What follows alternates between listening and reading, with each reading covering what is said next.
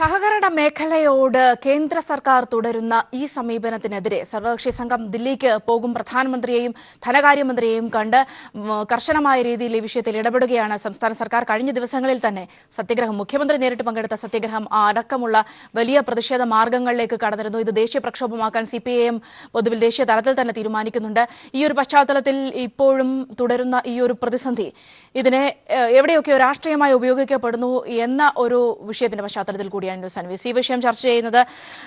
ഇപ്പോൾ ട്രാൻഡ്രം സ്റ്റുഡിയോയിൽ നിന്നും ശ്രീ AR റഹീം തത്സമയം ചേർന്നിട്ട്. ശ്രീ റഹീമിലേക്ക് ഒരുപക്ഷെ ശ്രീ റഹീം, ആദ്യം മുതൽക്കേ തന്നെ ഇവിടെ BJP നേതാക്കളെല്ലാം തന്നെ പറയുന്ന ഒരു ന്യായീകരണം ആദായനികുതി വകുപ്പിന്റെ പരിധിയിൽ വരാത്ത കാര്യങ്ങളെ, അല്ലെങ്കിൽ മറ്റ് ബാങ്കുകളെ പോലെയുള്ള നിയമങ്ങൾ പാലിക്കപ്പെടാത്ത സഹകരണ ബാങ്കുകളെ മാറ്റി നിർത്തുന്നത് ആ വിധത്തിലാണ് എന്ന്. പക്ഷേ നോട്ട് പ്രതിസന്ധിയുടെ വലിയൊരു ഘട്ടത്തിൽ കൂടി കടന്നു പോകുമ്പോഴും സഹകരണ ബാങ്കുകൾക്കുള്ള ഈ ഒരു നിയന്ത്രണം, അതിൽ യാതൊരു മാറ്റവും ഉണ്ടാക്കാൻ കേന്ദ്ര സർക്കാർ ഉദ്ദേശിക്കുന്നില്ല എന്ന് വ്യക്തമാകുകയാണ് ഓരോ ദിവസം ചെല്ലും തോറും. ഈ ഒരു പശ്ചാത്തലത്തിൽ ഇതിനെ വല്ലാതെ അങ്ങ് രാഷ്ട്രീയമായി ഉപയോഗിക്കുന്ന ഒരു അവസ്ഥയിലേക്ക് കാര്യങ്ങൾ നീങ്ങുന്നുണ്ടോ? ഒരിക്കലുമല്ല. ഇതിനകത്ത് ദുരന്ത കാഴ്ചകൾ ഇപ്പോഴും BJP കാണാനാകുന്നില്ല. ഇന്ന് ഇന്ത്യയുടെ പാർലമെൻറ്റിൽ ഏറ്റവും കുറഞ്ഞത് ഇന്ത്യയിൽ ഇക്കാരണങ്ങളാൽ രക്തസാക്ഷിത്വം വരിച്ച ആളുകളുടെ പേരുകൾ പറഞ്ഞ ഒരു അനുശോചന പ്രമേയമെങ്കിലും വായിക്കാൻ എന്തുകൊണ്ട് ഇന്ത്യയുടെ പ്രധാനമന്ത്രിക്കും BJPക്കും കഴിയുന്നില്ല?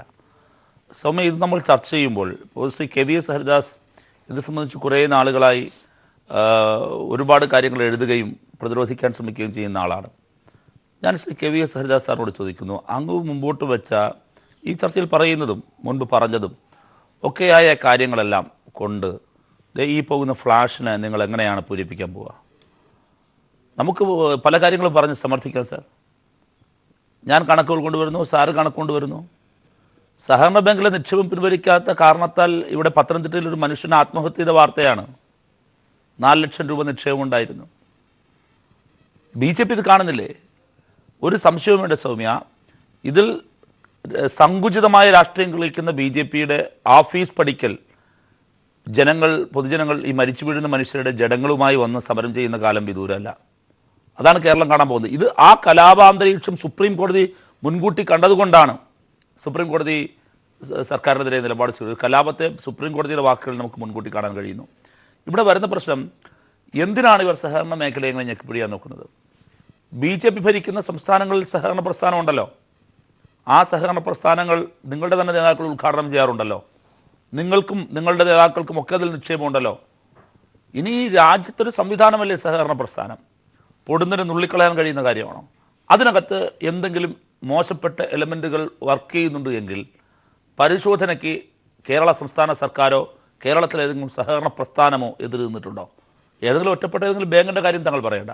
സർക്കാരിന് അങ്ങനെ ഒരു നിലപാടില്ല. പിന്നെ എന്തുകൊണ്ട്? കള്ളപ്പണമുണ്ടോ പരിശോധിക്കാം.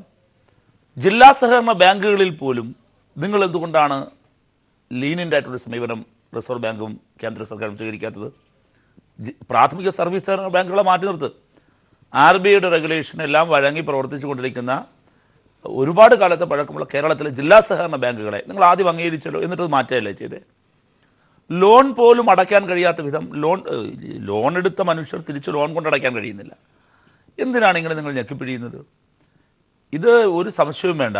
2 കാര്യങ്ങളാണ് സൗമ്യ. ഒന്ന്, കേരളത്തെ സാമ്പത്തികമായി തളർത്തുക എന്നവർ കാണുന്നു. കേരളത്തെ ഒരു സൊമാലിയയെ കാണാൻ അവർ ആഗ്രഹിക്കുന്നു. രണ്ടാമതൊരു കാര്യം, ഈ ബാങ്കുകളിൽ നിന്ന് പിൻവലിക്കപ്പെടാൻ പോകുന്ന പണം ആളുകൾ എവിടെ കൊണ്ടാണ് നിക്ഷേപിക്കാൻ പോകുന്നത്? എല്ലാവരുടെയും സഹകരണ ബാങ്കിൽ നിക്ഷേപങ്ങളുടെ ഫോൺ കോളിലേക്ക് ആക്സിസിൽ നിന്നും HDFCയിൽ നിന്നും ന്യൂ ജനറേഷൻ ബാങ്കുകളിൽ നിന്ന് ഫോൺ കോൾ വന്നു തുടങ്ങിയല്ലോ. നിങ്ങളുടെ നിക്ഷേപം ഞങ്ങളിതാ വെൽക്കം ചെയ്യുന്നു എന്ന് പറഞ്ഞിട്ട് ഇങ്ങനെ വിളിച്ചുകൊണ്ടിരിക്കുകയാണല്ലോ. പ്രലോഭനങ്ങൾ കൊണ്ട് ഇപ്പോൾ തന്നെ നിക്ഷേപകരെ ബുദ്ധിമുട്ടിച്ചുകൊണ്ടിരിക്കുക. അവരുടെ കോൾ സെൻറ്ററുകളിൽ നിന്ന് വിളിച്ചു തുടങ്ങി. രാജ്യത്തെ ബാങ്കിങ് മേഖല ഇപ്പോൾ ഇതിനകം തന്നെ കൂടുതൽ സ്വകാര്യവൽക്കരിക്കപ്പെട്ട് കഴിഞ്ഞു. ഇപ്പോൾ പൊതുമേഖലയിൽ അവശേഷിക്കപ്പെട്ടിരിക്കുന്ന ബാങ്കുകൾ കൂടി സ്വകാര്യവൽക്കരിക്കാനുള്ള നീക്കമാണ് നടക്കുന്നത്. ഞാൻ തിരികെ എത്താം. ശ്രീ KVS, അവിടെ തന്നെയാണ് ഒരുപക്ഷെ താങ്കളുടെ ഇന്നത്തെ ആർട്ടിക്കിൾ അടക്കം വളരെ വിശദമായി തന്നെ എന്തുകൊണ്ടാണ് ഈ ഒരു വിഷയത്തെ കേന്ദ്രം എതിർക്കുന്നതെന്നൊക്കെ പറയുമ്പോഴും ചില സ്വാഭാവികമായി ചിന്തിക്കേണ്ട ചില വിഷയങ്ങളില്ലേ? അതായത് ഇന്നിപ്പോൾ മുഖ്യമന്ത്രിയും ആവർത്തിച്ചു പറയുന്നു ഇതിന്റെയൊക്കെ കണക്കെടുക്കാം, അതൊക്കെ കാണിക്കാം, അതൊക്കെ വിശദമാക്കി തരാം. പക്ഷേ അതിനപ്പുറത്ത് നിന്ന് ഒരു വലിയ ഭൂരിപക്ഷം ജനങ്ങൾ ഇത്തരം ബാങ്കുകളെ ആശ്രയിച്ച് കഴിയുന്നുണ്ട്. അവർ വളരെ സാധാരണക്കാരാണ്. ഒരുപക്ഷെ വളരെ കല്യാണ ആവശ്യങ്ങൾക്കോ അങ്ങനെയൊക്കെ വളരെ അത്യാവശ്യത്തിനായി ബാങ്കിൽ നിന്ന് പണം എടുക്കേണ്ടവർ അങ്ങനെയൊക്കെ ഉള്ളവരാണ്. അങ്ങനെയുള്ള ഭൂരിപക്ഷത്തെ ഒരു ഭാഗത്ത് തഴഞ്ഞുകൊണ്ട് വേണോ ഇങ്ങനെ ഒരു നടപടി എന്ന് ചോദിക്കുമ്പോൾ അവിടെ അതിലൊരു എങ്ങനെയാണ് ആ വിഷയത്തെ കാണാൻ സാധിക്കുക? ശ്രീ KVS.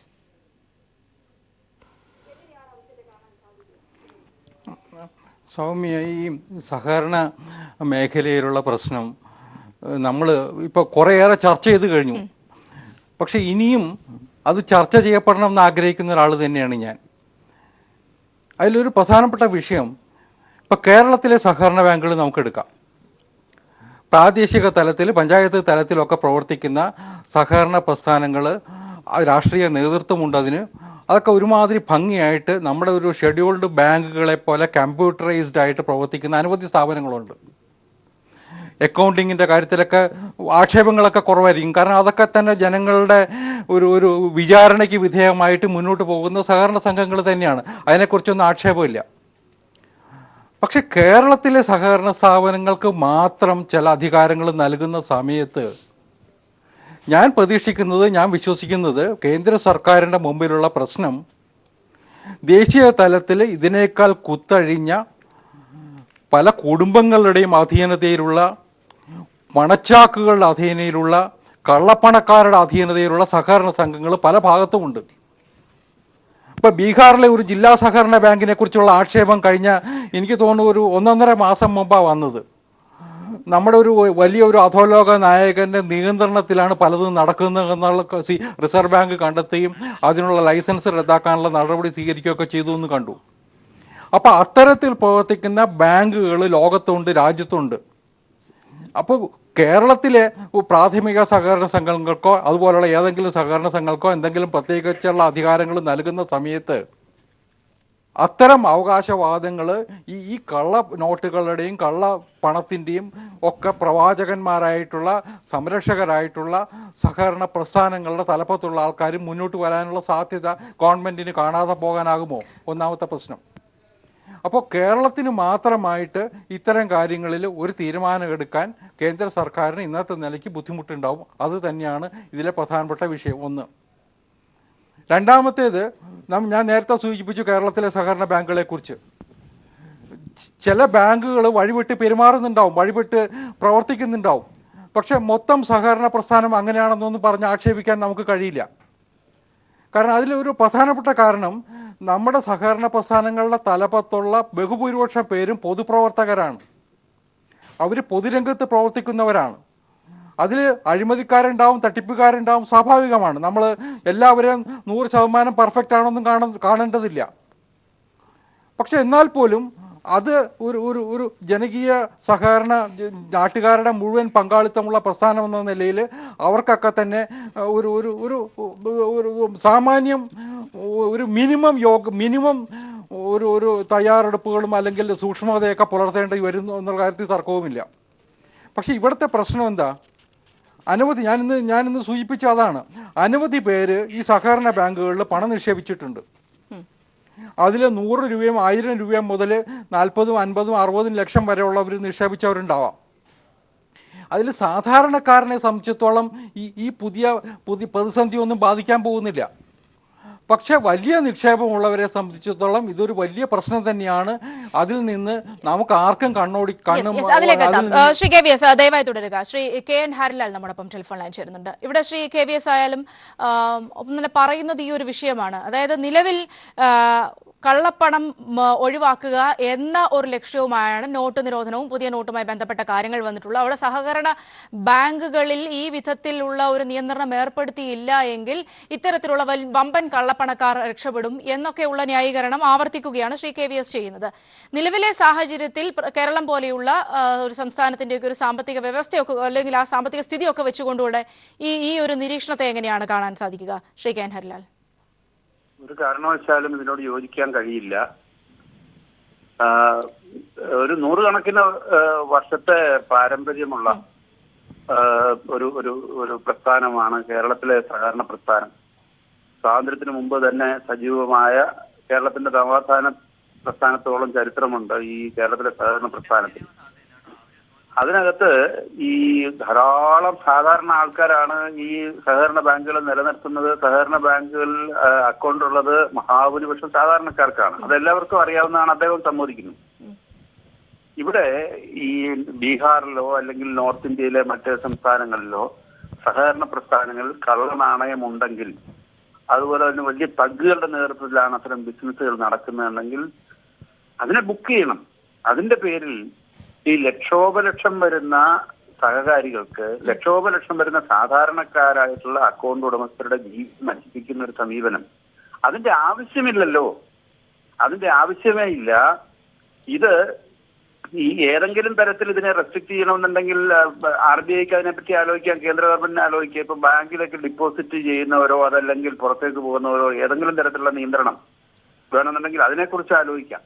അതൊന്നും ആലോചിക്കാതെ, അങ്ങനെയുള്ള പ്രായോഗികമായ കാര്യങ്ങളൊന്നും ആലോചിക്കാതെ കേരളത്തിന്റെ സമ്പദ്ഘടനയുടെ നട്ടെല്ലായിട്ടുള്ള, അതുപോലെ ലക്ഷോപലക്ഷം സാധാരണക്കാർ വരുന്ന ഒരു ഒരു ഒരു സംവിധാനത്തെ മുഴുവൻ തകർക്കുന്ന ഒരു സമീപനം വരുന്നതിലാണ് തർക്കം. അപ്പൊ ഇതിന് ഈ ബീഹാറിലെയൊക്കെ വഴിവിട്ട സഹകരണ സംഘങ്ങൾ ഉണ്ട് എന്നുള്ളത് ഇതിനൊരു ന്യായീകരണം ആവുന്നില്ല. എവിടെ അത്തരം സഹകരണ സംഘങ്ങളുണ്ടെങ്കിലും അത്തരം പ്രശ്നങ്ങളുണ്ടെങ്കിലും അതിനെ നേരിടുന്നതിന് വേറെ രീതി സ്വീകരിക്കാവുന്നതേ ഉള്ളൂ. യെസ്, ഞാൻ തിരികെ എത്താം താങ്കളിലേക്ക്. ശ്രീ റഹീം, ഇവിടെ സൂചിപ്പിച്ചതുപോലെ തന്നെ അനധികൃതമായി ഇവിടെ പലതും ഉപയോഗിക്കപ്പെടുന്നുണ്ട്. അതിന്റെ വലിയൊരു ഉറവിടമാണ് ഈ സഹകരണ ബാങ്കുകൾ എന്നാണ് ശ്രീ KVS പറഞ്ഞിട്ടുള്ളത്. നിലവിൽ ഈ കള്ളപ്പണവുമായി ബന്ധപ്പെട്ട് എടുക്കുന്ന ഒരു വലിയ പ്രഖ്യാപനം, ഒരുപക്ഷെ രാജ്യത്തിന്റെ സുരക്ഷയ്ക്ക് എന്ന രീതിയിലൊക്കെ ഉള്ളൊരു എടുത്ത ഒരു പ്രഖ്യാപനവുമായി ബന്ധപ്പെടുത്തിയാണ് അദ്ദേഹം പറയുന്നത്. രാജ്യസുരക്ഷ എന്നല്ല ഇദ്ദേഹമല്ലേ പറയുന്നത്, BJPക്കാർ മാത്രമല്ലേ പറയുന്നുള്ളൂ. ഞാനൊരു കാര്യം ചോദിക്കട്ടെ ശ്രീ KVS ഹരിദാസിനോട്. അദ്ദേഹം ഈ വിഷയത്തിൽ പ്രാരംഭദശ മുതൽ തന്നെ പ്രതികരിക്കുന്ന ഒരാളാണല്ലോ. അദ്ദേഹത്തിൻ്റെ വാദമുഖം എന്താ? ഈ രാജ്യത്ത് ക്രമാതീതമാം വിധം പൊടുന്നനെയാണ്, വളരെ ഒരു സർജിക്കൽ സ്ട്രൈക്ക് എന്നാണ് അതിനെ വിളിച്ചത് തന്നെ. 8 മണിക്ക് വരുന്നു, ഈ രാജ്യത്തിന് മുമ്പോട്ട് പോകാൻ പറ്റുന്നില്ല, കള്ളനോട്ടുകൾ കൊണ്ട് പെരുകുന്നു, അതുകൊണ്ട് 12 മണി മുതൽ ഇതെല്ലാം പിൻവലിക്കുകയാണ്. കള്ളപ്പണം രാജ്യത്തിൻ്റെ സമ്പദ് വ്യവസ്ഥയെ അത്ര കണ്ടു തകർത്തിരിക്കുന്നു, ഇനി കാത്തിരിക്കാൻ പറ്റില്ല, പൊടുന്നനെ ഈ തീരുമാനം പ്രഖ്യാപിക്കുകയാണ്. ഞാൻ ശ്രീ KVSനോട് വളരെ വിനയപൂർവ്വം ചോദിക്കുന്നു, ഒരു ഭരണാധികാരി ജനങ്ങളെ അഭിസംബോധന ചെയ്ത് അത്ര കണ്ട് അപകടകരമായ അവസ്ഥയിലേക്ക് ഇന്ത്യയുടെ സാമ്പത്തിക അവസ്ഥ കള്ളനൊട്ടും കള്ളപ്പണവും കൊണ്ട് എത്തിയെങ്കിൽ ആ ഒരൊറ്റ കാരണത്തിൽ അദ്ദേഹം രാജി പ്രഖ്യാപിക്കുകയല്ലേ വേണ്ടത്? നിങ്ങളുടെ സംവിധാനത്തിലിരിക്കുന്ന മിഷണറിയുടെ പരാജയം കൊണ്ടല്ലേ ഈ രാജ്യത്ത് ശത്രുരാജ്യങ്ങളിൽ വെച്ചടിച്ച കള്ളനോട്ട് പെരുകിയത്? പാകിസ്ഥാനിൽ വെച്ചടിച്ച കള്ളനോട്ട് ഇന്ത്യയിലേക്ക് വരുന്നു. അത് തടയാനാണ് സാർ നിങ്ങളെ അധികാരമേൽപ്പിച്ച ജനങ്ങൾ. അത് കുന്നുകൂടി ഈ രാജ്യത്തെ തകർക്കും വിധം കുന്നുകൂടിയിരിക്കുന്നു. ആ ഒറ്റ കാരണത്താൽ ആ റെസ്പോൺസിബിലിറ്റി എടുത്ത് നിങ്ങളുടെ ഇൻഎഫിഷ്യൻസി ജനങ്ങളുടെ മുമ്പിൽ തുറന്നു പറഞ്ഞ് രാജ്യം പ്രഖ്യാപിക്കണ്ടേ? നിങ്ങളത് ചെയ്തില്ലല്ലോ. ഇവിടെ എൻഫോഴ്സ്മെൻറ്റ് സിസ്റ്റമില്ല. നിങ്ങൾക്ക് ഈ രാജ്യത്തെ സംവിധാനത്തെ നിയമപരമായി നിങ്ങൾക്ക് ചെയ്യാമല്ലോ. ഇപ്പോൾ നിങ്ങളെല്ലാം നിയമവിരുദ്ധമായിട്ടാണല്ലോ ചെയ്തുകൊണ്ടിരിക്കുന്നത്. ഞാൻ അതിലേക്ക് വരാം. അപ്പോൾ അദ്ദേഹം പറഞ്ഞൊരു കാര്യം, കേരളത്തിന് മാത്രമായി എന്തെങ്കിലും ഒരു പ്രത്യേകമായി ചെയ്യാൻ സർക്കാരിനാകില്ല, വേണമെന്ന് ഞങ്ങൾ പറയുന്നില്ല.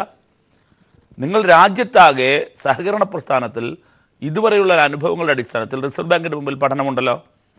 നിങ്ങൾ അതിൻ്റെ അടിസ്ഥാനത്തിൽ നിങ്ങളൊരു നിലപാടെടുക്കുക. എന്തെല്ലാം കറക്റ്റീവ് മെഷർമെൻറ്റ് നമ്മൾ ഈ ബാങ്കുകളിൽ ഇനി സ്വീകരിക്കേണ്ടതുണ്ട്, നിങ്ങളത് ചർച്ചയ്ക്ക് വെക്ക്. ഇല്ല, ചർച്ചയ്ക്ക് പോലും വെക്കേണ്ട, നിങ്ങൾ ഏകപക്ഷീയമായി നടപ്പിലാക്കുക.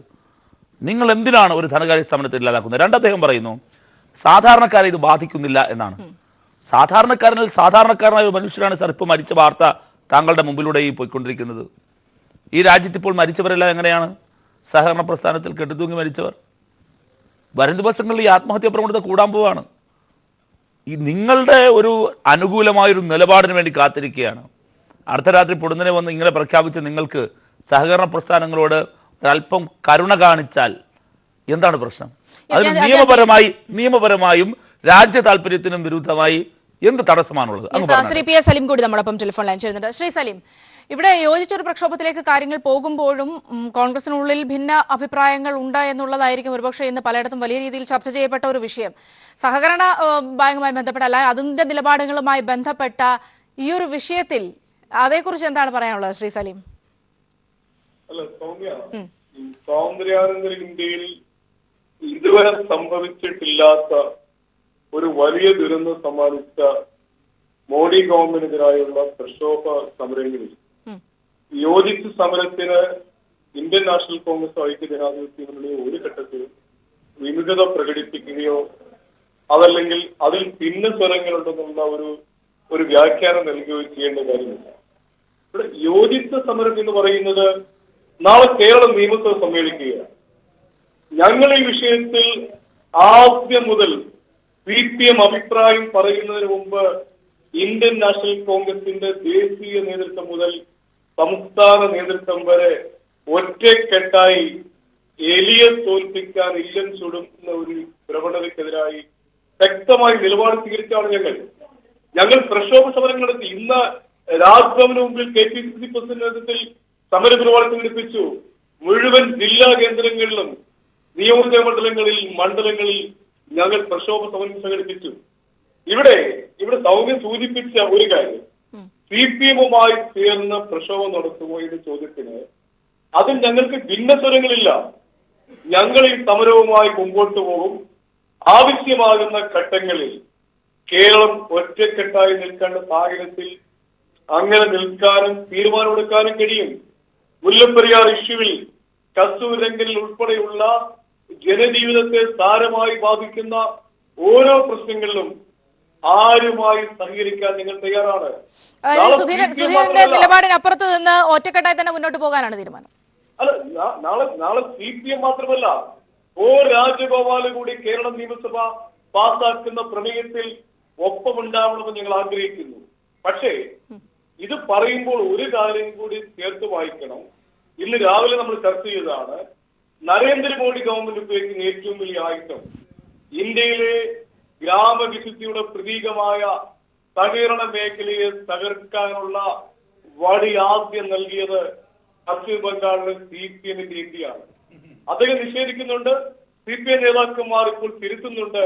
പക്ഷേ BJP-യുടെ മുമ്പിൽ, നരേന്ദ്രമോദിയുടെ മുമ്പിൽ, സംഘപരിവാറിന് മുമ്പിൽ ബംഗാളിൽ സഹകരണ പ്രസ്ഥാനങ്ങളിൽ കള്ളപ്പണം ഉണ്ടെന്ന പരാതി നൽകിയ അത് അദ്ദേഹം തന്നെ പറഞ്ഞു. അങ്ങനെ ഒരു പരാതി നൽകിയിട്ടില്ല, അദ്ദേഹം തന്നെ വ്യക്തമാക്കിയിരുന്നു. ഞാൻ ശ്രീ സലീമിലേക്ക് എത്താം. ശ്രീ KVS, ഇവിടെ ശ്രീ റഹീം സൂചിപ്പിച്ചൊരു സുപ്രധാനമായ വിഷയമുണ്ട്. ആ അധികാരത്തിൽ വന്ന് രണ്ട് വർഷം കഴിഞ്ഞിരിക്കുന്നു. ഇപ്പോൾ ഇങ്ങനെ ഒരു പ്രതിസന്ധി നാട്ടിൽ നിലനിൽക്കുന്നെങ്കിൽ അതിന്റെ ഉത്തരവാദി ഭരണകൂടമാണ്, ഭരണകൂടത്തിന്റെ പരാജയമാണ്. ഈ വിധത്തിലൊരു പാരലൽ സമ്പദ് വ്യവസ്ഥയായി കള്ളപ്പണക്കാർ മുന്നേറുന്നുണ്ട് എങ്കിൽ അത് അംഗീകരിക്കാൻ, അത് പരാജയമായി അംഗീകരിക്കാൻ, അവിടെ നിന്ന് മാറി നിൽക്കാനുള്ള സാമാന്യമായ ഉത്തരവാദിത്വം മോഡിക്കുണ്ട്. അതിനപ്പുറത്ത് നിന്ന് സാധാരണക്കാരെ ക്യൂവിൽ നിർത്തി അവന് മരിക്കാനായി അല്ലെങ്കിൽ അവന്റെ അടിസ്ഥാനപരമായ ഒരു കാര്യങ്ങളും നടത്താൻ കഴിയാത്ത വിധത്തിൽ പണം എടുക്കാനാകാതെ നിർത്തുന്ന ഒരു അവസ്ഥയിലേക്ക് കൊണ്ടുപോവുകയല്ല വേണ്ടത്. അത് ഭരണകൂടത്തിന്റെ ഒരു പരാജയമല്ലേ ശ്രീ KVS?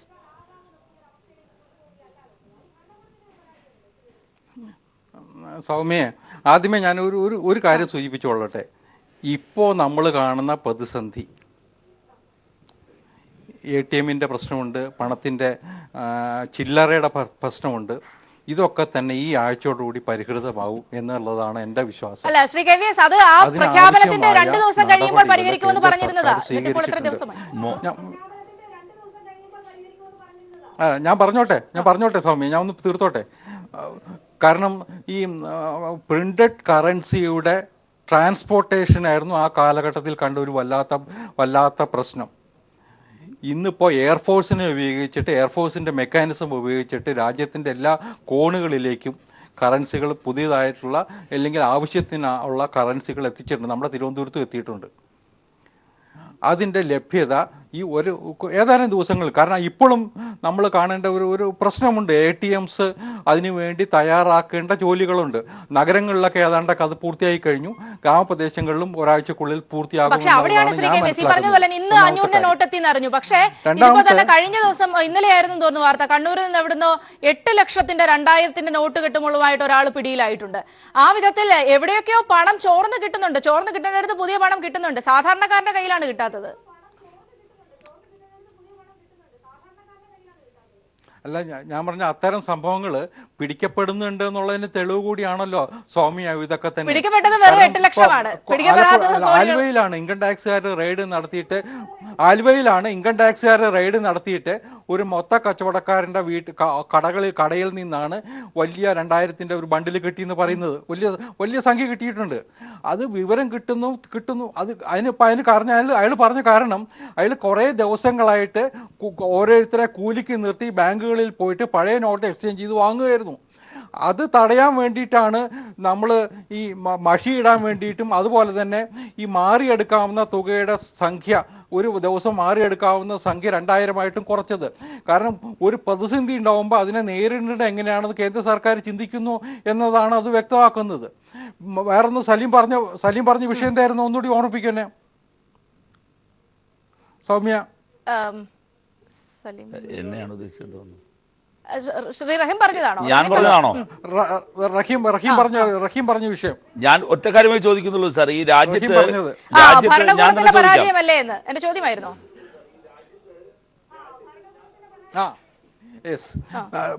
റഹീമെ, നമ്മളൊക്കെ അറിയാവുന്നതാണ്, കഴിഞ്ഞ പൊതു തെരഞ്ഞെടുപ്പ് കാലത്തെ ഇന്ത്യയിലെ ചർച്ചാ വിഷയം എന്തായിരുന്നു? കള്ളപ്പണമായിരുന്നു.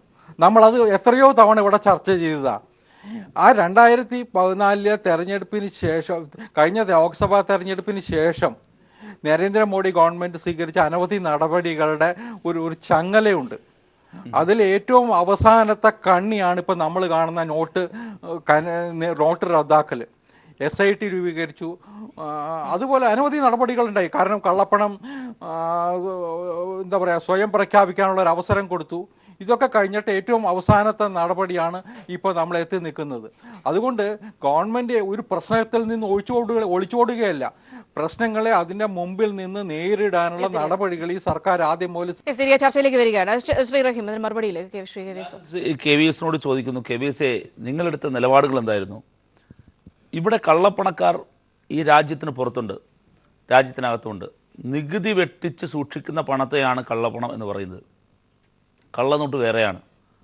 ഞാൻ ചോദിക്കുന്നു, പാകിസ്ഥാനിൽ നിന്നും മറ്റിതര രാജ്യങ്ങളിലും അച്ചടിക്കുന്ന കള്ളനോട്ടുകൾ ഈ രാജ്യത്തേക്ക് ശത്രുക്കൾക്ക് എത്തിക്കാൻ കഴിയുന്നുണ്ട് എങ്കിൽ, അത് നമ്മുടെ സമ്പദ് വ്യവസ്ഥയ്ക്ക് ഭീഷണിയാകുന്നുണ്ട് എങ്കിൽ, അതിൻ്റെ ഉത്തരവാദിത്വം ഞങ്ങൾ സാധാരണക്കാർക്കല്ല, ഇന്ത്യ ഭരിക്കുന്ന ഭരണക്കാർക്കാണ്.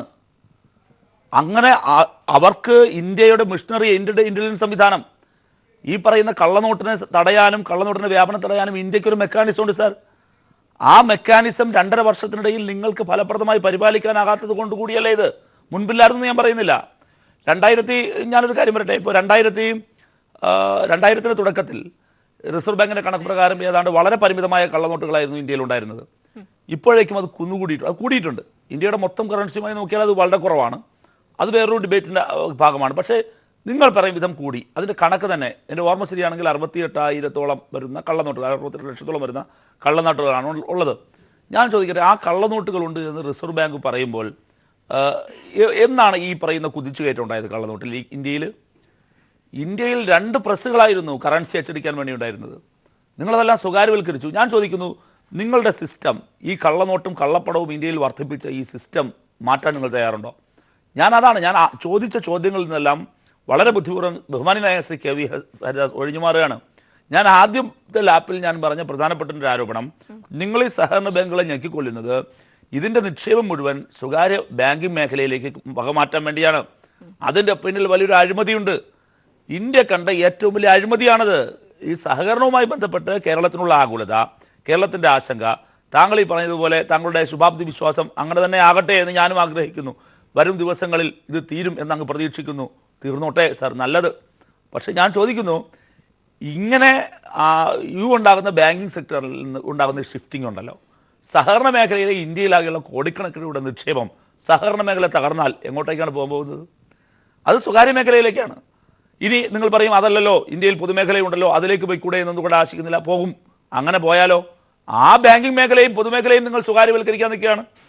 അവിടെയും നിങ്ങളുടെ ലൈൻ സ്വകാര്യവൽക്കരണമാണ്. അപ്പോൾ തത്വത്തിൽ ബാങ്കിങ് മേഖലയിൽ നിലവിൽ നിക്ഷേപമുള്ള, ഇനി നിക്ഷേപിക്കാൻ ആഗ്രഹിക്കുന്ന ഇന്ത്യക്കകത്തും പുറത്തുമുള്ള കുത്തകകൾക്ക് ഗുണകരമായൊരു നിലപാടാണ് നിങ്ങൾ എടുക്കുന്നത്. അതിന് പിന്നിൽ അഴിമതിയാണ്, സാമ്പത്തിക താല്പര്യമാണ്. ആ ബാങ്കുകളിലേക്ക് ഏതെങ്കിലും ഒരു സാധാരണക്കാരന് ലോൺ ആപ്ലിക്കേഷനുമായി കയറി ചെല്ലാൻ കഴിയും. അതിലേക്കാണ് ഞാൻ തിരികെ എത്താം. ശ്രീ KN ഹരിലാൽ, അവിടെയാണ് സാധാരണക്കാരൻ ഒരു ബാങ്കിൽ പോകണമായിരുന്നു എങ്കിൽ എന്തൊക്കെ ബുദ്ധിമുട്ടുണ്ടാകുമെന്നത് നമുക്കറിയാമായിരുന്നു. ഇപ്പോഴാണ് ഈ നോട്ടുമായി ബന്ധപ്പെട്ടൊക്കെയാണ് കാര്യങ്ങൾ കുറച്ചെങ്കിലും ഫ്ലെക്സിബിൾ ആയത്.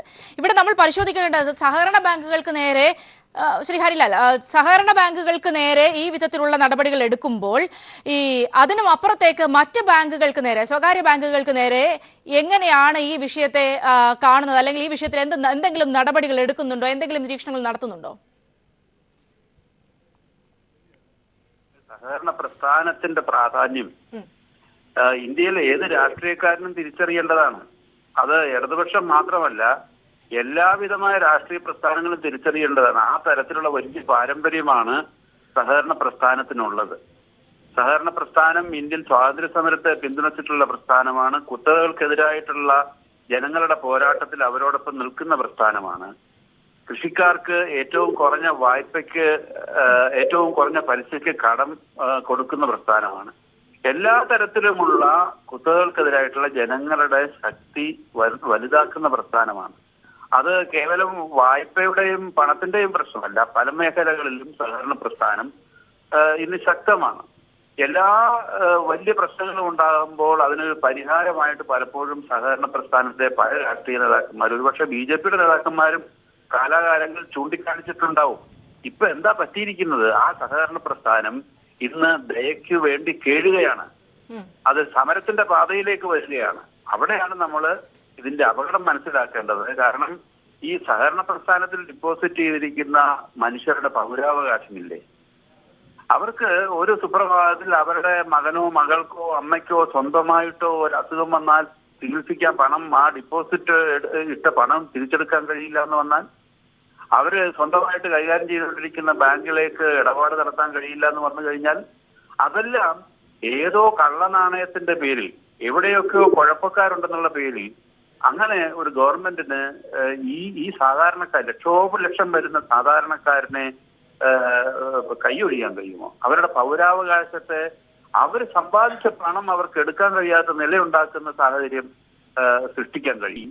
ഇവിടെ ശ്രീ റഹീമൊക്കെ സൂചിപ്പിച്ചതുപോലെ ജനങ്ങളുടെ ശക്തിയായ സഹകരണ പ്രസ്ഥാനത്തെ ക്ഷീണിപ്പിച്ചുകൊണ്ട് ആ രംഗത്തേക്ക് കുത്തകകൾ വന്നാലോ? നമുക്കറിയാം, നമ്മുടെ സംസ്ഥാനത്തെ, നമ്മുടെ ഇന്ത്യയിലെ വലിയ കുത്തക ബാങ്കുകൾ വലിയ മെട്രോപൊളിറ്റൻ നഗരങ്ങളിലേക്ക് മാത്രം ചുരുങ്ങി ബിസിനസ് നടത്തുന്നവരാണ്. എല്ലാ പഠനങ്ങളും അങ്ങനെയാണ് കാണിക്കുന്നത്. അവര് ഗ്രാമങ്ങളിൽ നിന്ന് പണം ശേഖരിച്ചാൽ പോലും വായ്പ കൊടുക്കുന്നത് നഗരങ്ങളിലാണ്, വലിയ മെട്രോപൊളിറ്റൻ നഗരങ്ങളിലാണ്. അപ്പോ ജനങ്ങളുടെ കൂടെ നിൽക്കുന്ന സഹകരണ പ്രസ്ഥാനത്തെ ഏത് വിധേനയും എല്ലാ രാഷ്ട്രീയ സങ്കുചിത്വവും ഒഴിവാക്കി രക്ഷിക്കേണ്ടത് ഇന്ത്യ മഹാരാജ്യത്തിന്റെ നിലനിൽപ്പിന്റെ ആവശ്യമായി എല്ലാവരും കാണണമെന്നാണ് എന്റെ അഭിപ്രായം. ഞാൻ തിരികെ എത്താം. ശ്രീ സലീം, ഇവിടെ സൂചിപ്പിച്ചതുപോലെ തന്നെ സഹകരണ ബാങ്കുകളിലുള്ള നിക്ഷേപങ്ങളുടെ അടക്കം കാര്യങ്ങൾ അത് വ്യക്തമാക്കും. അതുമായി ബന്ധപ്പെട്ട കാര്യങ്ങൾ നിയമപരമായി തന്നെ എന്താണെന്ന് വെച്ചാൽ ചെയ്യുമെന്ന് മുഖ്യമന്ത്രിയും ഇന്ന് ഉറപ്പ് നൽകിയിട്ടുണ്ട്. പക്ഷെ അതിനുമപ്പുറത്തേക്ക് ഈ ഘട്ടത്തിൽ എന്തുകൊണ്ട് സഹകരണ ബാങ്കിനും നേരെ മാത്രം ഇങ്ങനെ നിലപാടെടുക്കുന്നു എന്നതാണ് ഒരുപക്ഷെ അതിന് ഗൗരവതരമായ ഒരു വിഷയം. അതുകൊണ്ട് തന്നെ ഈ വിഷയത്തിൽ ഏതെങ്കിലും തരത്തിലുള്ളൊരു ഇളവ് ഇനി കേന്ദ്ര സർക്കാരിൽ നിന്നും പ്രതീക്ഷിക്കുന്നുണ്ടോ? ഇനി പ്രതിഷേധവുമായി മുഖ്യമന്ത്രി അടക്കം അല്ലെങ്കിൽ സർവകക്ഷി സംഘം കേന്ദ്രത്തെ സമീപിക്കാൻ പോവുകയാണ് ആ വിധത്തിൽ? തീർച്ചയായിട്ടും കേരളത്തിൻ്റെ യോജിച്ച പ്രക്ഷോഭങ്ങൾക്ക് മുന്നിൽ കേന്ദ്ര സർക്കാരിന് തലകുനിക്കേണ്ടി വരും എന്ന് തന്നെയാണ് ഞാൻ വിശ്വസിക്കുന്നത്. ഇവിടെ ശ്രീ റഹീം ഉന്നയിച്ച പല പ്രശ്നങ്ങൾക്കും ബഹുമാനായ ഹരിദാസ് ഏട്ടൻ സൗകര്യപൂർവ്വം മറുപടി പറയാതെ ഒഴിഞ്ഞു മാറുന്ന ഞാൻ കണ്ടു. ഇവിടെ സഹകരണ മേഖലയിൽ കള്ളപ്പണ നിക്ഷേപമുണ്ട് എന്ന് ഉറപ്പുണ്ടെങ്കിൽ അത് തിരുത്താനും നിയന്ത്രിക്കാനും കഴിയുന്ന ഒരു ഫലപ്രദമായ സംവിധാനം ഒരു ഭരണകൂടത്തിന് ആ ചുമതല നിർവഹിക്കാൻ ഒട്ടേറെ മാർഗങ്ങളുണ്ടായിരുന്നു. ഇന്ത്യയിലെ എല്ലാ സർവീസ് സഹകരണ ബാങ്കുകളും നമുക്കറിയാം ഒരു 100% കമ്പ്യൂട്ടർവൽക്കരിച്ചതാണ്. സ്വാഭാവികമായും ഏത് ദിവസവും ഈ ബാങ്കുകളിൽ ആദായ നികുതി വകുപ്പിനോ അതല്ലെങ്കിൽ കേന്ദ്ര സർക്കാരിൻ്റെ ഏതെങ്കിലും ഏജൻസിക്കോ അന്വേഷിച്ച് കണ്ടെത്താൻ കഴിയുമായിരുന്നൊരു കാര്യം, അത് കള്ളപ്പണ നിക്ഷേപമാണെങ്കിൽ കഴിയുമായിരുന്നൊരു കാര്യം, അതിന് ശ്രമിക്കാതെ ഒരു സുപ്രഭാതത്തിൽ ഈ ട്രാൻസാക്ഷനിൽ നിന്ന് പൂർണ്ണമായും കേരളത്തിൽ സഹകരണ ബാങ്കുകളെ ഇവർ മാറ്റി നിർത്തിയിരിക്കുകയാണ്. സഹകരണ ബാങ്കുകളുടെ അപ്പെക്സ് ബോഡിയായ ജില്ലാ സഹകരണ ബാങ്കിന് ആദ്യം നൽകിയ അധികാരം പിന്നീട് അത് പിൻവലിച്ചതിലൂടെ ഇവിടെ BJPയും മോഡിയുമൊക്കെ ലക്ഷ്യമിടുന്ന മറ്റൊന്നാണ്. അതാണ് ഇവിടെ ഹരിദാസ് ചേട്ടൻ വ്യക്തമായും മറുപടി പറയുന്നത്. സഹകരണ മേഖലയിലെ കള്ളപ്പണ നിക്ഷേപം കണ്ടെത്തുക എന്ന നിഷ്കളങ്കമായ ലക്ഷ്യമാണ് ഇവർക്കുണ്ടായിരുന്നതെങ്കിൽ ഈ ഭരണകൂടത്തിന് തീർച്ചയായും ഒട്ടേറെ ഓൾട്ടർനേറ്റീവ്സ് അവരുടെ മുമ്പിലുണ്ടായിരുന്നു. അതൊന്നും ഉപയോഗിക്കാതെ കേരളത്തിലെ സഹകരണ പ്രസ്ഥാനങ്ങളെ, കേരളം ഇന്ത്യയുടെ ഭാഗമാണ്, ഒരു സംശയവുമില്ല. കേരളത്തിന് മാത്രമായി ഒരു നിയമമോ ഒരു ഇളവോ കൊണ്ടുവരണമെന്നുള്ളൊരു വാദമൊന്നും ഞങ്ങൾക്കില്ല. പക്ഷേ ഇന്ത്യയിലെ സഹകരണ മേഖലയിൽ ഏതെങ്കിലും എവിടെയെങ്കിലും ആരെങ്കിലും എന്തെങ്കിലും ചെയ്തു എന്ന് ഒറ്റപ്പെട്ട സംഭവങ്ങൾ ചൂണ്ടിക്കാണിച്ചുകൊണ്ട്, അല്ലെങ്കിൽ ഞാൻ ആദ്യം സൂചിപ്പിച്ചതുപോലെ പശ്ചിമ ബംഗാളിലെ CPM MP പോലെയുള്ള ആളുകൾ ഇത്തരം കാര്യങ്ങൾ ആവശ്യപ്പെട്ടു എന്നുള്ള പ്രചരണം നൽകിക്കൊണ്ട് ഇന്ത്യയിലെ സഹകരണ മേഖലയെ തകർക്കാൻ ശ്രമിക്കുന്നത്, ഇവിടെ മോഡി ഗവൺമെൻറ് അധികാരത്തിൽ വന്നപ്പോൾ കള്ളപ്പണം തിരികെ കൊണ്ടുവരിക എന്ന ലക്ഷ്യവുമായി വിദൂരമായി ബന്ധമില്ലാത്തതാണ്. ഞാൻ ചോദിക്കട്ടെ, ഇവിടെ ഹരിദാസ് ചേട്ടനുണ്ടല്ലോ, ഇവിടെ മോഡി ഗവൺമെൻറ് പറഞ്ഞെന്താ, വിദേശത്ത് നിക്ഷേപിച്ച കള്ളപ്പണം ഈ ഗവൺമെൻറ് തിരിച്ചു കൊണ്ടുവരാൻ പോകുന്നു. രാജ്യത്തെ സാധാരണക്കാരൻ്റെ ബാങ്ക് അക്കൗണ്ടിലേക്ക് 15 ലക്ഷം രൂപ വരാൻ പോകുന്നു. ഒരു പൈസ തിരിച്ചു കൊണ്ടുവരാൻ കഴിഞ്ഞോ? കഴിഞ്ഞില്ലല്ലോ. പിന്നെ കേരളത്തിലെയും ഇന്ത്യയിലെ ഗ്രാമങ്ങളിലെ സാധാരണ സഹകരണ സംഘങ്ങളിൽ നിക്ഷേപിച്ചിരിക്കുന്ന മകളെ കെട്ടിച്ചയക്കാൻ, പുരവയ്ക്കാൻ, ഒരു വ്യക്തിയുടെയും കുടുംബത്തിൻ്റെയും ജീവിതത്തിലെ അനിവാര്യമായ ഘട്ടങ്ങൾ ഉപയോഗിക്കേണ്ട വിധവയുടെ ചില്ലിക്കാശ് പോലെ സംഭരിച്ചു വച്ചിരിക്കുന്ന ഈ പണം തിരിച്ചു കിട്ടാൻ കഴിയാത്ത രൂപത്തിലേക്ക് പോയി വന്നതിൻ്റെ ദുരന്തമാണ് അല്പനിമിഷങ്ങൾക്കുള്ളിൽ എൻ്റെ നാട്ടിൽ ഒരു വൃദ്ധൻ ആത്മഹത്യ ഉൾപ്പെടെയുള്ള ദാരുണമായ സംഭവങ്ങൾ. ഒരു ന്യായീകരണവുമില്ല. തിരികെ ചർച്ചയിലേക്ക് വരികയാണ്. ശ്രീ KVS, നേരത്തെ സൂചിപ്പിച്ചതുപോലെ തന്നെ ശ്രീ റഹീം അടക്കം ചോദിച്ച ചോദ്യങ്ങൾക്ക് താങ്കൾ കൃത്യമായ മറുപടി പറഞ്ഞില്ല എന്നത് സുപ്രധാനമായ ഒരു കാര്യമാണ്. ഇവിടെ പൊതുവിൽ ഇപ്പോൾ ഈ ഒരു ടൈമിൽ ഉയർന്നു വന്ന ഒരു പ്രധാന വിഷയം, മറ്റ് പല ഓപ്ഷനുകളും ഉണ്ടായിരുന്നല്ലോ സഹകരണ ബാങ്കുകളുടെ ഈ വിധത്തിലുള്ള നിക്ഷേപങ്ങൾ കണ്ടെത്തുന്നതിന് വേണ്ടി, അതൊന്നും സ്വീകരിക്കാതെ ഈ ഒരു ഘട്ടത്തിൽ എന്തുകൊണ്ട് ഇങ്ങനെ ഒരു നടപടി സ്വീകരിക്കുന്നത്? അത് മൊത്തം സഹകരണ പ്രസ്ഥാനത്തെ തന്നെ തകർക്കുന്നതിന് വേണ്ടിയുള്ള ഒരു ശ്രമമല്ലേ? ഒപ്പം തന്നെ ഇവിടെ ഗുജറാത്തിലടക്കം സാധാരണക്കാരായ കർഷകരാണ് ഇതുമായി ബന്ധപ്പെട്ട് പ്രതിഷേധത്തിൽ ഇറങ്ങിയത്. അങ്ങനെ സാധാരണക്കാരുടെ വിഷയമായി തന്നെ ഇത് നിലനിൽക്കുന്ന ഘട്ടത്തിലാണ് താങ്കൾ ഇത് സാധാരണക്കാരെ ബാധിക്കുന്നില്ല എന്ന് കൂടി പറഞ്ഞു. ശ്രീ KVS. അല്ല സൗമ്യ, ഞാൻ അങ്ങനെയല്ല ഞാൻ പറഞ്ഞത്. ഇപ്പോൾ നമുക്കറിയാം, കേരളത്തിലെ സഹകരണ ബാങ്കുകളെ കുറിച്ചുള്ള ആക്ഷേപങ്ങൾ കുറേ ഉണ്ടായിട്ടുണ്ട്. ഇപ്പോൾ BJP ഉന്നയിച്ചു, മറ്റു പലരും ഉന്നയിച്ചു. ഇവൻ നമ്മുടെ VM സുധീരൻ്റെ മനസ്സിൽ പോലും എന്തായിരുന്നു എന്നുള്ളത് ഏതാണ്ട് നമുക്ക് ഊഹിക്കാം. കാരണം ചെന്നിത്തലയും കുഞ്ഞാലിക്കുട്ടിയും ഉമ്മൻചാണ്ടിയൊക്കെ പറഞ്ഞതിന് വിരുദ്ധമായിട്ട് എന്തുകൊണ്ടാണ് ഈ സുധീരനൊരു നിലപാടെടുത്തത്? അതിലേക്ക് പിന്നെ വരാം. ഞാൻ പറഞ്ഞു വന്നത്, നമ്മുടെ സഹകരണ പ്രസ്ഥാനങ്ങളിൽ കള്ളപ്പണമുണ്ട് എന്നൊരു തോന്നൽ വ്യാപകമായിട്ടുണ്ടായിരുന്നു. അത് ഒരു 2-3 വർഷമായിട്ട് അത് വ്യാപകമായിട്ട് കേരളത്തിൽ ചർച്ച ചെയ്യപ്പെടുന്നുണ്ട്. ആദായ നികുതി ഉദ്യോഗസ്ഥന്മാർ പലവട്ടം ഈ ഡെപ്പോസിറ്റ്സിൻ്റെ വിശദാംശങ്ങൾ ബാങ്കുകളോട് ആവശ്യപ്പെട്ടിരുന്നു. ഇത് നരേന്ദ്രമോദി ഗവൺമെൻറ് വന്നതിന് ശേഷം ഉണ്ടായ നടപടിയല്ല. 2007-2008 കാലഘട്ടം മുതൽ ആദായ നികുതി ഉദ്യോഗസ്ഥന്മാർ സ്വീകരിച്ചു വരുന്ന ഒരു നടപടിയാണ്. ചില സ്ഥലങ്ങളിൽ ചില സഹകരണ സ്ഥാപനങ്ങൾ അത് ഡീറ്റെയിൽസ് കൊടുത്തു. ഒരു ഘട്ടത്തിൽ ഇന്ന് തോമസ് ഐസക് പറഞ്ഞതുപോലെ 25 ലക്ഷം ഉറുപ്പിക വരെ നിക്ഷേപമുള്ളവരുടെ വിശദാംശങ്ങൾ കൊടുക്കാനായിട്ട് സഹകരണ പ്രസ്ഥാനങ്ങൾ തയ്യാറായി.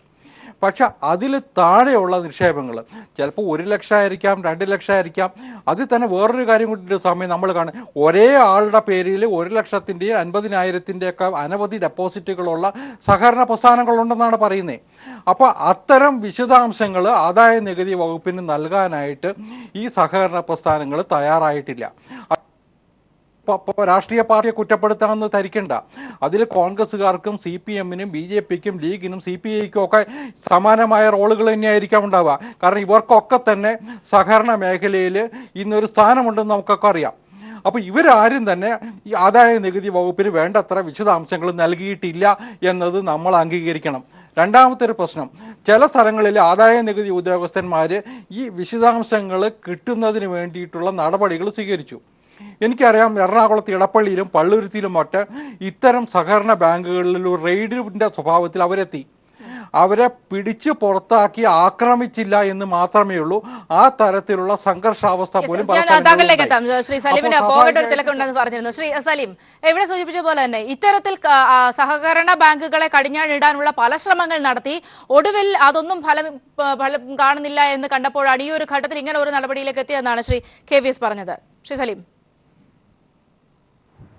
സൗമ്യ, ഹരിദാസ് ഏട്ടൻ പറയുന്നത്, ഹരിദാസ് ഏട്ടൻ ഒരു വളരെ ദുർബലമായ ഒരു കേസാണ് ഇവിടെ വാദിച്ചുകൊണ്ടിരിക്കുന്നത്. സഹകരണ മേഖലയിലെ കള്ളപ്പണ നിക്ഷേപം കണ്ടെത്താനുള്ള ഒരു അറ്റംപ്റ്റും ഈ ഗവൺമെൻറ്റോ ഈ ഗവൺമെൻറ്റിൻ്റെ കീഴിലുള്ള അന്വേഷണ ഏജൻസികളോ നടത്തിയിട്ടില്ല. അങ്ങനെ ചെയ്യാൻ കഴിയുമായിരുന്നെങ്കിൽ ഞാൻ വെല്ലുവിളിക്കുകയാണ്, കേരളത്തിലെ ഏതെങ്കിലും 10,000-കണക്കിന് സഹകരണ പ്രസ്ഥാനങ്ങളുള്ള കേരളത്തിലെ ഏതെങ്കിലും സഹകരണ പ്രസ്ഥാനത്തെ ഏതെങ്കിലും ആദായനികുതി വകുപ്പ് ഉദ്യോഗസ്ഥന്മാർക്ക് റെയ്ഡിലൂടെയോ അന്വേഷണത്തിലൂടെയോ എവിടെയെങ്കിലും ഒരു ചെറിയ വിരലനക്കാൻ കഴിഞ്ഞിട്ടുണ്ടോ എന്ന് ഇവിടെ ഈ വേദിയിൽ തുറന്നു പറയാൻ അദ്ദേഹം തയ്യാറാവണം. ഇത് വളരെ ബാലിശമായ രീതിയിൽ കേട്ടുകളുടെ അടിസ്ഥാനത്തിൽ ഒരു സമൂഹത്തെ മുഴുവൻ ഇരുളിൽ നിർത്തുന്ന ഒരു പ്രചരണം കുറേ ദിവസങ്ങളായി യാതൊരുവിധ മുന്നൊരുക്കങ്ങളില്ലാതെ വലിയ പ്രതീക്ഷയോടുകൂടി നരേന്ദ്രമോദി നടത്തിയൊരു നീക്കം ഈ രാജ്യത്തെ ജനതയുടെ പ്രക്ഷോഭ സമരങ്ങൾക്ക് മുമ്പിൽ തകർന്നു വീഴുമ്പോൾ അതിനെ പ്രതിരോധിക്കാനുള്ള ഇത്തരം ശ്രമങ്ങൾ, ആ ശ്രമങ്ങൾ ദയനീയമായി ഇവിടെ പരാജയപ്പെടുന്നു എന്നുള്ളതാണ് സത്യം. ഞാൻ പറയട്ടെ, ഞങ്ങളാരും ഇപ്പോൾ സഹകരണ മേഖലയിൽ ഞങ്ങളുടെ പങ്കാളിത്തത്തെക്കുറിച്ചോ സ്വാധീനത്തെക്കുറിച്ചോ ഒക്കെ പറയുന്നത് അതിലൊന്നും ഒരു പരാതി ഞങ്ങൾക്കില്ല. ഞങ്ങൾ കേരളത്തിലെ സഹകരണ മേഖലയിൽ സജീവമായി ഇടപെടുന്ന ഒരു പ്രസ്ഥാനത്തിൻ്റെ പ്രതിനിധിയാണ് ഞാൻ. പക്ഷേ ഒരു സഹകരണ സംഘത്തെക്കുറിച്ചെങ്കിലും നേരിയ പരാതികളുണ്ടെങ്കിൽ അത് അന്വേഷിക്കാനും കണ്ടെത്താനുമുള്ള സംവിധാനം നമ്മുടെ രാജ്യത്തെ നമ്മുടെ അന്വേഷണ ഏജൻസികൾക്ക് കണ്ടെത്താൻ കഴിയാത്ത ഒരു സാഹചര്യം ഇവിടെ നിലവിലില്ല. പക്ഷെ ഇത് ബോധപൂർവം പ്രചരിപ്പിക്കുന്ന, ബോധപൂർവം സൃഷ്ടിക്കുന്ന ഒരു പുകമറയുടെ പേരിൽ വ്യക്തമായ ഒരു ഹിഡൻ അജണ്ട ഇവിടെ BJPക്കുണ്ട്, നരേന്ദ്രമോദിക്കുണ്ട്. അത് കേരളത്തിലെ സഹകരണ പ്രസ്ഥാനങ്ങളെ തകർക്കുക എന്നുള്ളത് തന്നെയാണ് ഇവരുടെ ലക്ഷ്യം. ആ ലക്ഷ്യത്തിനെതിരായി, ആ ലക്ഷ്യത്തെ പരാജയപ്പെടുത്താനുള്ള പ്രക്ഷോഭ സമരങ്ങൾക്ക് മുമ്പിൽ ഇന്ത്യ ഒട്ടാകെ, കേരളം ഒട്ടാകെ ഉണ്ടാകും. നാളെ കേരള നിയമസഭയിൽ കാണുന്നതാണ്. പക്ഷേ സമയം ഒരു കാര്യം കൂടി ഞാൻ പറഞ്ഞ് അവസാനിപ്പിക്കുകയാണ്. ഇവിടെ റഹീം വളരെ വാചാലമായി ഇതിനെക്കുറിച്ച് സംസാരിച്ചു. പക്ഷെ ഒരു കാര്യം സൂചിപ്പിക്കാൻ ആഗ്രഹിക്കുന്നു. കേരളത്തിലെ സഹകരണ മേഖലയെ നടക്കാൻ ഇവിടെ നരേന്ദ്രമോദി ഒരു തീരുമാനത്തിലൂടെ ശ്രമിച്ചെങ്കിൽ LDF ഗവൺമെൻറ് അധികാരത്തിൽ വന്ന ദിവസം മുതൽ കേരളത്തിൽ ജില്ലാ ബാങ്കുകളെ പിരിച്ചുവിടുന്നത് ഉൾപ്പെടെയുള്ള കേരളത്തിലെ സഹകരണ മേഖലയെ മറ്റൊരു രീതിയിൽ തകർക്കാൻ CPM ശ്രമിക്കുന്നുണ്ട്. ആ ആശങ്കയാണ് ഞങ്ങൾ പങ്കുവെക്കുന്നത്.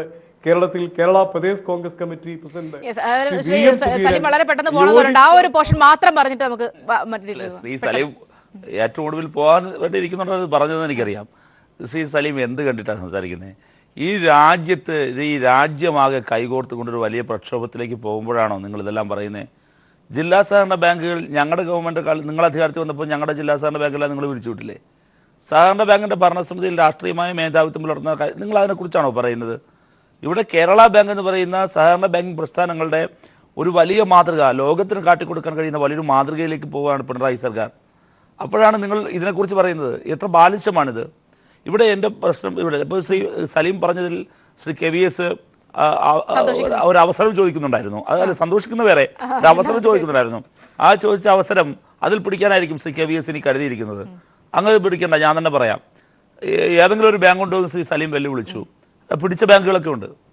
അതാണ് അദ്ദേഹം പറയാൻ വേണ്ടി പരിശ്രമിച്ചത്. അദ്ദേഹമായിട്ടത് പറയണ്ട.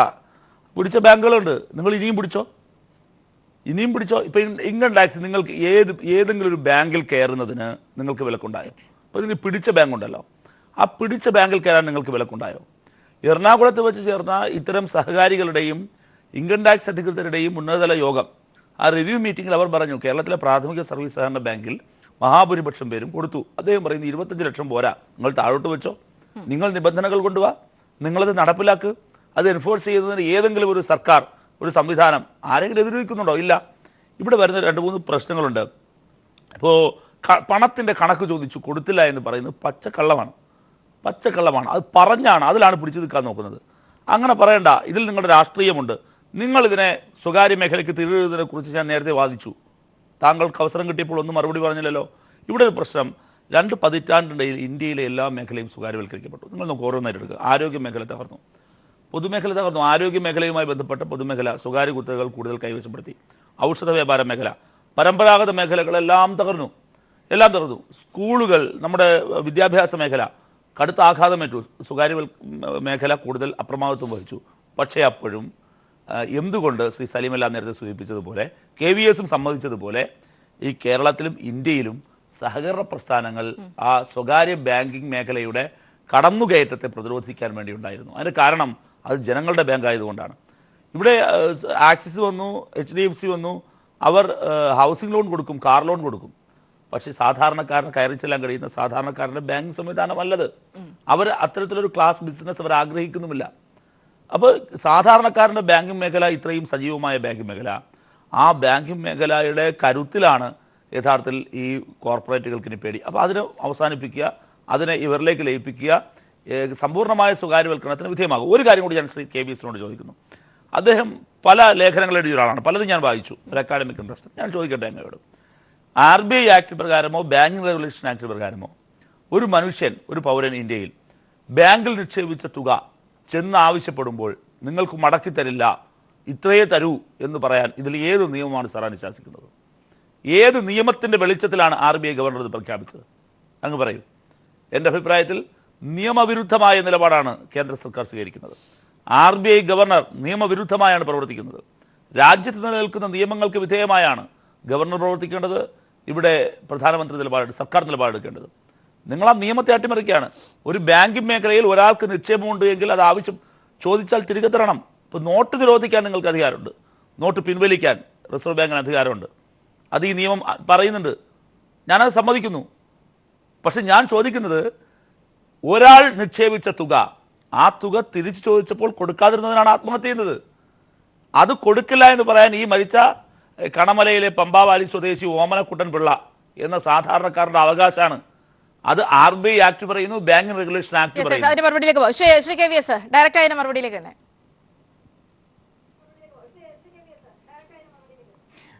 സൗമ്യ, എനിക്ക് മറുപടി പറയാൻ സമയം തരണം. ഇതിപ്പോൾ 2-3 ആൾക്കാർ ഇങ്ങനെ പറഞ്ഞിട്ട് എനിക്ക് അവസാനം ആവശ്യത്തിന് മറുപടി പറയാൻ കഴിയുന്നില്ല. ഞാൻ ആദ്യമേ സൂചിപ്പിച്ചത് ഈ സഹകരണ സംഘങ്ങളിലെ കള്ളപ്പണത്തിൻ്റെ കാര്യമാണ് റഹീം സൂചിപ്പിച്ചത്. റഹീമെ, ഇന്ന് നമ്മുടെ ബഹുമാനപ്പെട്ട മുഖ്യമന്ത്രി തന്നെ പറഞ്ഞില്ലേ, കണക്ക് ആവശ്യമുണ്ടെങ്കിൽ ഞങ്ങൾ കൊടുക്കാം, ഗവൺമെൻറ് അതിന് ഇനിഷ്യേറ്റീവ് എടുക്കാം. ഇത്തരത്തിലൊരു വാഗ്ദാനം ഗവൺമെൻറ് തലത്തിൽ ഇതുവരെ വന്നിട്ടില്ല, ഇതുവരെ ഉണ്ടായിട്ടില്ല. കാര്യങ്ങൾ ഇൻകം ടാക്സ് ഡിപ്പാർട്ട്മെൻറ്റുമായിട്ട് ഞാനും ബന്ധപ്പെട്ടിരുന്നു പല സന്ദർഭങ്ങളിലും ഈ വക വിഷയങ്ങളിലൊക്കെ തന്നെ. അവരുടെയും പരാതി ആവശ്യപ്പെടുന്ന സമയത്ത് ഓരോരോ എക്സ്ക്യൂസുകൾ പറയുകയല്ലാതെ സഹകരണ സംഘങ്ങൾ കോപ്പറേറ്റ് ചെയ്തിരുന്നില്ല. ഈ കോപ്പറേറ്റ് ചെയ്യാത്തതിന് കാരണം ഞാനിന്നൊരു കാര്യം സൂചിപ്പിച്ചിരുന്നു റഹീമേ, പലരും കൊണ്ട് പണം നിക്ഷേപിച്ചിട്ടുണ്ട്, പലരെയും പ്രേരിപ്പിച്ചിട്ടുണ്ട് പണം സഹകരണ ബാങ്കുകളിൽ നിക്ഷേപിക്കാൻ വേണ്ടിയിട്ട്. കാരണം 1%, 1.5% പലിശ കൂടുതൽ കിട്ടും. രണ്ടാമത്തെ പ്രശ്നം, അവരോട് ഈ നിക്ഷേപകരോട് പറയുന്നത് എന്താ? നമ്മൾ ആരെയും കുറ്റപ്പെടുത്തണ്ട, അവർ ആ ബാങ്കിൻ്റെ താല്പര്യമായിരിക്കും നോക്കുന്നത്. അതിൻ്റെ പുറത്തുള്ള രാഷ്ട്രീയ നേതാക്കന്മാർ തന്നെയാണ് ഈ പണം പിരിക്കാൻ നടക്കുന്നത്, അല്ലെങ്കിൽ നിക്ഷേപം സ്വീകരിക്കാൻ നടക്കുന്നത്. അവർ പറയുന്നത് എന്താ? നിങ്ങൾക്ക് ആദായ നികുതി കൊടുക്കണ്ട, നിങ്ങളുടെ പോലെയുള്ള ഒരു നിയമ പ്രശ്നവും ഉണ്ടാവില്ല. ഇതൊക്കെ പറഞ്ഞിട്ടാണ് നിക്ഷേപം സ്വീകരിച്ചിട്ടുള്ളത്. ഈ പാവപ്പെട്ട സാധാരണക്കാരനായ കർഷകനായാലും സാധാരണക്കാരനായ അവൻ്റെ കുടുംബം വിറ്റ പൈസയായിരിക്കും ചിലപ്പോൾ കൊണ്ട് ഈ സഹകരണ ബാങ്കിൽ ഇടുന്നത്. ആ പൈസ വന്നതിൻ്റെ സോഴ്സ്, ചിലപ്പോൾ സോഴ്സ് ഉണ്ടാവും, നമുക്കെല്ലാവർക്കും അറിയാം ഇന്നതാണ് സോഴ്സ്. അവനെ കൂടെ ഈ കൊണ്ടുവരുന്ന നിക്ഷേപത്തിന് വരുന്ന അയാളോട് ഇവരൊരു ഉപദേശം കൊടുത്താൽ മതി, ഇത്ര പണം നിക്ഷേപിച്ചിട്ടുണ്ട് എന്നൊരു ആദായ നികുതി റിട്ടേൺ കൊടുക്കാൻ പറഞ്ഞാൽ മതി, ആ പ്രശ്നം അവിടെ തീരുമായിരുന്നു. അതിന് അവസരം കൊടുക്കാതെ അവരെ ഗൈഡ് ചെയ്യാതെ പോയത് നമ്മുടെ സഹകരണ സംഘങ്ങളുടെ മേൽപ്പത്തിരിക്കുന്ന നേതാക്കന്മാർ തന്നെയാണ്. അതിൽ ഞാൻ പറഞ്ഞല്ലോ, എല്ലാ രാഷ്ട്രീയക്കാർക്കും ഉത്തരവാദിത്വമുണ്ട്. അത് നേരെ ചുവേ ഇവർ ചെയ്തിരുന്നെങ്കിൽ ഇത്രയും വലിയ ആശയക്കുഴപ്പം ഇവിടെ ഉണ്ടാകുമായിരുന്നില്ല. ഇപ്പോഴും ഞാൻ പറയുന്നതാ, ചില സ്ഥലങ്ങളിൽ ഗുണ്ടകളെ പോലെ സഹകരണ സംഘത്തിൻ്റെ മേധാവികൾ ആദായ നികുതി ഉദ്യോഗസ്ഥന്മാരെ നേരിട്ടത് നമ്മൾ കണ്ടിട്ടില്ലേ? അതെന്തിനുണ്ടായി? ആ സന്ദർഭങ്ങളിലാണ് ഞാൻ പറഞ്ഞത്, ഈ ഗവൺമെൻറ് വന്നതിന് ശേഷമുള്ള, പിണറായി ഗവൺമെൻറ് വന്നതിന് ശേഷമുള്ള കാര്യമല്ല അത്, അതിന് മുമ്പുണ്ടായ സംഭവങ്ങളാണ് ഞാൻ പറയുന്നത്. അത് വന്നിട്ട് ഇവർ ഹൈക്കോടതിയിൽ പോയ സംഭവങ്ങളുണ്ട്. ആദായ നികുതി ഉദ്യോഗസ്ഥന്മാർ ഞങ്ങൾക്ക് പ്രൊട്ടക്ഷൻ വേണമെന്ന് പറഞ്ഞിട്ട് അപ്പോൾ ഈ സാഹചര്യം ഇവിടെ ഉണ്ടാക്കിയത് കൊണ്ടാണ് ഇത്തരത്തിലുള്ള ഒരു നെഗറ്റീവ് റെക്കോർഡ് അല്ലെങ്കിൽ നെഗറ്റീവ് റിപ്പോർട്ട് സഹകരണ പ്രസ്ഥാനങ്ങളെക്കുറിച്ച് മുകളിലേക്ക് പോയിട്ടുള്ളത്. അത് പറയുന്നത് സ്വാഭാവികമായിട്ട് റിസർവ് ബാങ്കിന് പോയിട്ടുണ്ട്, കേന്ദ്ര സർക്കാരിന് പോയിട്ടുണ്ട്. അതിന്റെയൊക്കെ പശ്ചാത്തലത്തിൽ തന്നെയാണ് ചില നിയന്ത്രണങ്ങൾ കൊണ്ടുവന്നിട്ടുള്ളത്. ശ്രീ KVS, അങ്ങ് പറയുന്നതൊക്കെ കള്ളമാണ്. ഞാൻ തർക്കിക്കാൻ സമയമില്ല. ഞാൻ ചോദിച്ചൊരു ചോദ്യത്തിലേക്ക് നേരിട്ട് വരൂ. ഒരു നിക്ഷേപകൻ പണം നിക്ഷേപിച്ചിട്ടുണ്ട് എങ്കിൽ ചെല്ലുമ്പോൾ നിനക്ക് ഇത്രേ തരുള്ളൂ നിന്റെ നിക്ഷേപത്തിൽ എന്ന് പറയാൻ ഏത് നിയമമാണ് അനുശാസിക്കുന്നത്?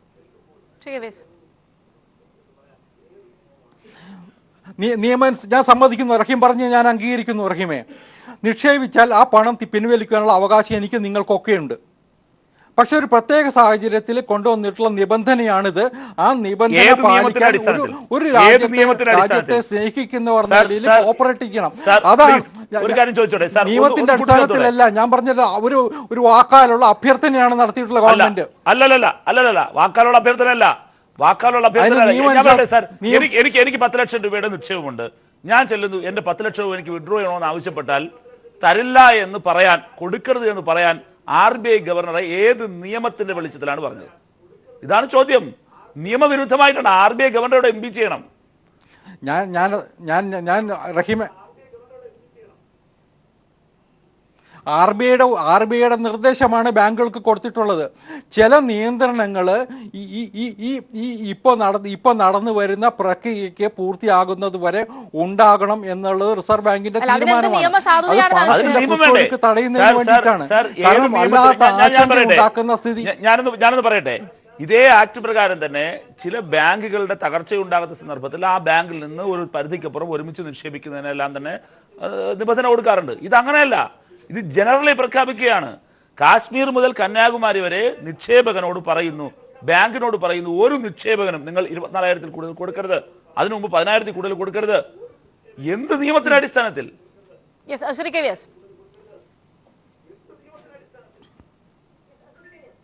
അല്ല സലീമെ, അതാ ഞാൻ പറഞ്ഞത്. ഈ പുതിയ നമ്മുടെ ഡിമോണിറ്റൈസേഷൻ്റെ തീരുമാനം എടുത്ത സമയത്ത് രാജ്യത്ത് ഉണ്ടാകുമായിരുന്ന അല്ലെങ്കിൽ ഉണ്ടാകുമെന്ന് ഗവൺമെൻറ് പ്രതീക്ഷിച്ച ഒരു ആശങ്കയുണ്ടായിരുന്നു. കാരണം ജനങ്ങൾ ഭീതിയിൽ അകപ്പെടും എന്നൊരു തോന്നൽ ഗവൺമെൻറ് നേരത്തെ കണ്ടു കഴിഞ്ഞു. അപ്പോൾ എല്ലാവരും കൂടി കറൻസി ഒരേ സമയത്ത് പിൻവലിച്ചാൽ ഉണ്ടാകാവുന്ന ആശങ്കകളുണ്ട്, ഭയാശങ്കകൾ തന്നെയാണ്. അത് സ്വാഭാവികമായിട്ടും ഗവൺമെൻറ് ബാങ്കിലേക്ക് ചെന്നാൽ ഉണ്ടാകാവുന്ന പ്രതിസന്ധിയില്ലേ? ഞാൻ പറഞ്ഞ ഇത്തരം സന്ദർഭങ്ങളിൽ നിയമപരമായിട്ടല്ല, ഒരു ബാങ്ക് പൊളിയാൻ പോകുന്നു. സൗമ്യ നോക്കൂ, ബാങ്ക് പൊളിയും എന്നൊരു തോന്നലുണ്ടായാൽ എല്ലാവരും ചെന്ന് നിക്ഷേപം പിൻവലിക്കാൻ വന്നാൽ സ്വാഭാവികമായിട്ടും ചില നിയന്ത്രണങ്ങൾ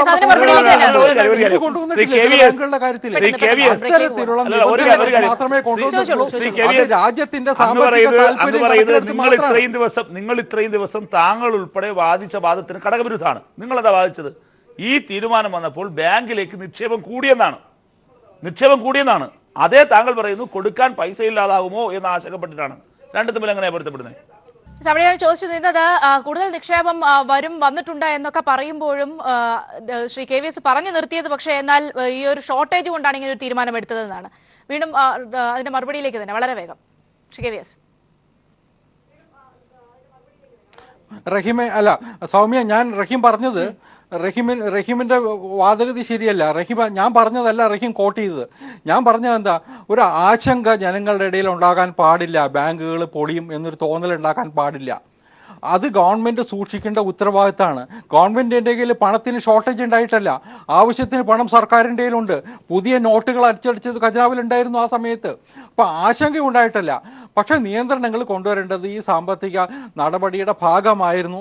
കാരണം അത് മൊത്തത്തിൽ ഒരു കള്ളപ്പണം വെളുപ്പിക്കാനുള്ള ശ്രമങ്ങളെ കൂടി തടയേണ്ടതുണ്ടായിരുന്നു. അതെല്ലാം കൂടി നടപടി തന്നെയാണ്. പതുക്കെ റിലാക്സ് ചെയ്ത് കൊണ്ടുവരുന്നുണ്ട്. ഇത് ആദ്യത്തെ ദിവസം നരേന്ദ്രമോദി രാഷ്ട്രത്തോട് നടത്തിയ പ്രഖ്യാപനത്തിൽ പോലും അത് സൂചിപ്പിച്ചിരുന്നല്ലോ, വ്യക്തമായിട്ട് സൂചിപ്പിച്ചില്ലേ? പ്രധാനമന്ത്രി തന്നെ രാജ്യത്തോട്